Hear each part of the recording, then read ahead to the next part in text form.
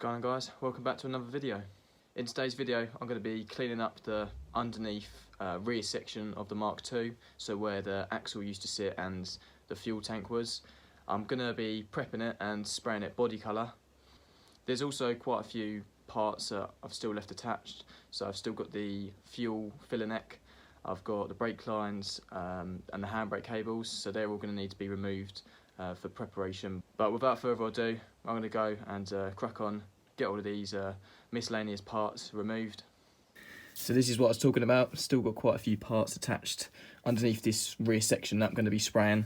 The exhaust is still here, so I'm going to remove that from down the bottom because I don't want it getting in my way.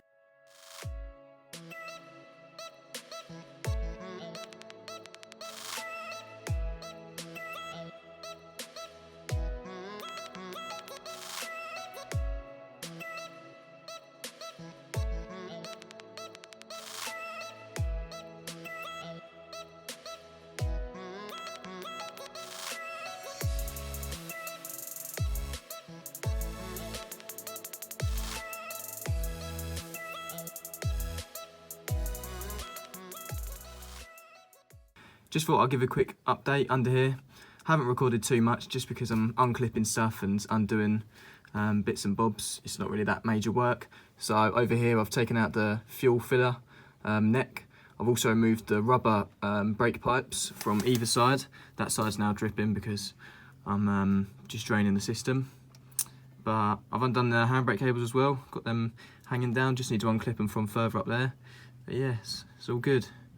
Onto the brake lines now.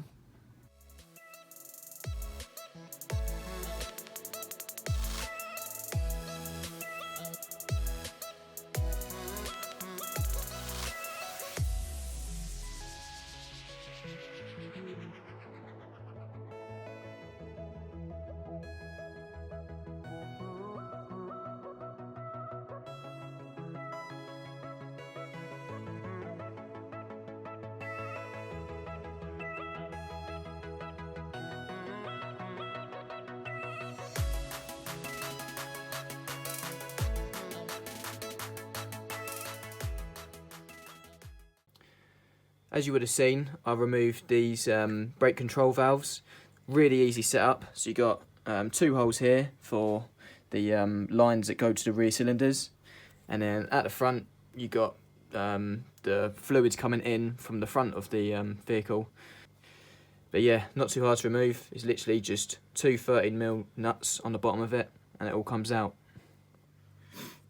So I've had a bit of a change of heart. Everything's pretty much off the rear end underneath now, apart from these four pipes. You've got two fuel lines and then there's two brake lines. I was going to leave them intact, but I thought I'd take them off because the only other thing under here is the gear selector and the rods. So once I take that off, I can literally spray the rear half of the Mk2 and this middle section. So they're held in by these clips. Literally not hard at all. Four pipes go in there, and it's got a Phillips that goes through there. Just going to disconnect them four pipes I was talking about that run the whole length of the vehicle. You got both of the two brake pipes coming up here, and then they join the servo there. And then I'm not sure how well you'll be able to see this, but there's one return fuel pipe here, and then one feed. They're just held in by some clips.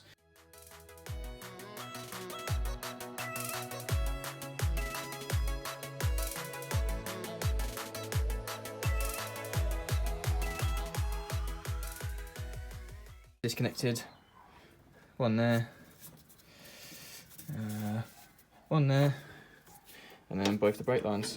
I just need to unclip them from down here and feed them out through the bottom of the... I stand corrected, so this pipe is the right one, but this other top one, that goes to this near side wheel. So you want to leave that one on, and it's this lower pipe.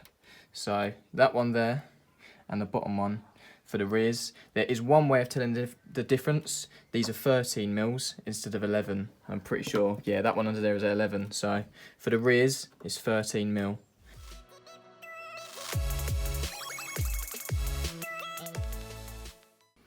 a problem has occurred, like it does normally when you're working on your car at home. These two brake lines that I wanted to take out, pretty much they come along the underneath and then do a 90-degree angle and come up. And without removing the tyre rod and the CV and the drive shaft, I'm not going to be able to get them down without bending them. So I'm going to show you what it looks like underneath, and I think I can work with it. This is how it looks under here. So the brake lines are here, but as you can see, they're pretty much on the floor now. I've got them resting in that in case any other brake fluid comes out. So I've still got loads of room to spray under here. I'll just have to work my way around them. The only other thing is to undo that gear linkage, but I'm not going to be doing that in this video. As for the rear section now, you can see it is literally bare. I'll whack that exhaust rubber off. Don't know why I haven't done that yet, but yeah, apart from that, it is bare. So I'm not going to bore you to tears prepping it, spraying it and all of that. What I'm going to do is just put a time-lapse in of me preparing all this underneath, spraying it, primer, and then spraying it body colour. So yeah.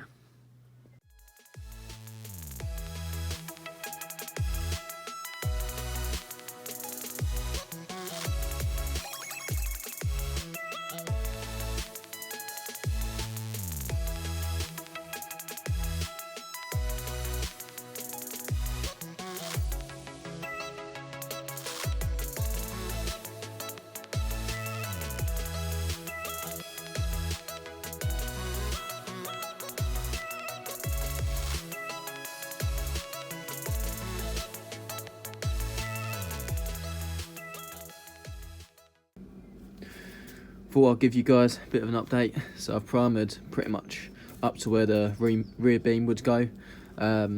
It's just taken so long to prep.